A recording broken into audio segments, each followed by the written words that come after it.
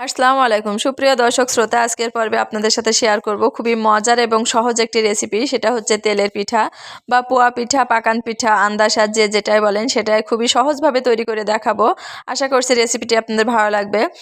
আর সবার আগে বলে রাখি, যারা আমার চ্যানেলে নতুন এসেছেন প্লিজ আমার চ্যানেলটি সাবস্ক্রাইব করে রাখুন। তো এখানে আমি পিঠাটা তৈরি করার জন্য একটা হাঁড়ি বসিয়ে দিয়েছি আর তাতে পরিমাণ মতো পানি দিয়েছি। আর পানিতে ঠিক এরকম যখন গরম হবে, মানে একটু বল বল হবে, সেই পর্যায়ে আমি সেটা নামিয়ে রেখেছি। তো এখানে আমি শুধুমাত্র চাউলের আটাটা দিয়েই পিঠাটা তৈরি করব। তো এখানে আমি চাউলের আটাটা দেওয়ার পরে এখানে লবণ দিয়েছি, লবণ দেওয়ার পরে এভাবে একটু নাড়াচাড়া করে নিয়েছি। এখন যে পানিটা গরম করে রেখেছিলাম সেই পানিটা এখানে দিয়ে দিচ্ছি, জাস্ট যেমন লাগবে আমি সেই পরিমাণ মতোই দিয়ে দিচ্ছি। তো যেহেতু গরম পানি, একটু আলতো হাতে দেওয়ার চেষ্টা করবেন, না হলে হাতে গরম লাগবে। তো এভাবে আমি এটা মাখিয়ে নিয়েছি আর এভাবে মথে নেব যতক্ষণ পর্যন্ত এটা সুন্দরভাবে মাখানো না হচ্ছে। তো দেখতেই পাচ্ছেন আমি একটু সময় করে কিন্তু এটা তৈরি করেছিলাম। আপনারা অবশ্যই হাতে সময় নিয়ে এটা তৈরি করবেন পিঠাটা যদি সুন্দরভাবে তৈরি করতে চান। তো এ পর্যায়ে আমি দিয়ে দিচ্ছি খেজুরের গুড়।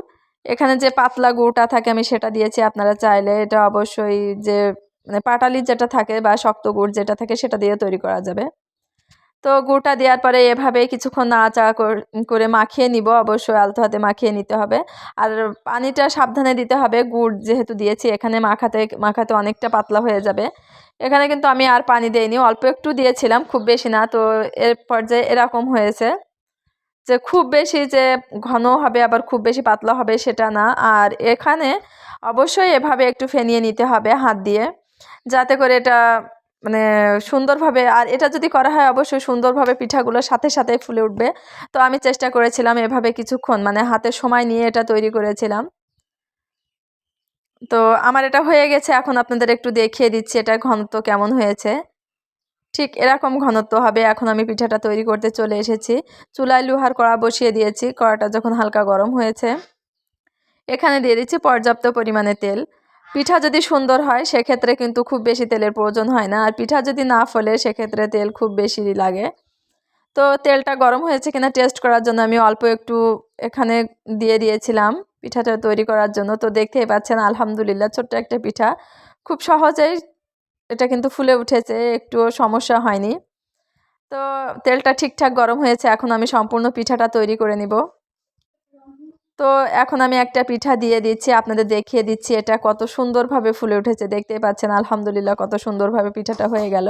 আর এটা এতটাই ফুলেছে যে আমি উল্টাতে পারছিলাম না। মানে এ পিঠ যে পরের পিঠে আমি সুন্দরভাবে ভেজে নিব সেটা কিন্তু হচ্ছিল না। তো আমি আরও একটা পিঠা আপনাদের তৈরি করে দেখাচ্ছি। আপনারা এই স্টেপগুলো যদি ফলো করে পিঠা তৈরি করেন অবশ্যই আপনাদের প্রত্যেকটা পিঠা হবে, একটাও সমস্যা হবে না।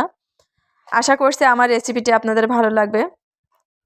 যদি ভালো লাগে অবশ্যই একটা লাইক করবেন, কমেন্ট করবেন আপনারা বাসায় ট্রাই করে যে কেমন হলো। আমার সম্পূর্ণ পিঠাগুলো তৈরি করা হয়ে গেছে। এখন আমি পিঠাটা একটু ভেঙে দেখাচ্ছি যে এটা কেমন হলো।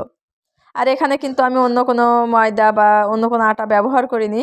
তো তারপরে পিঠাটা কিন্তু খুবই সুন্দর হয়েছিল আর খুবই নরম হয়েছিল। আশা করছি রেসিপিটি আপনাদের ভালো লেগেছে। সবাই ভালো থাকবেন, আজ এই পর্যন্ত।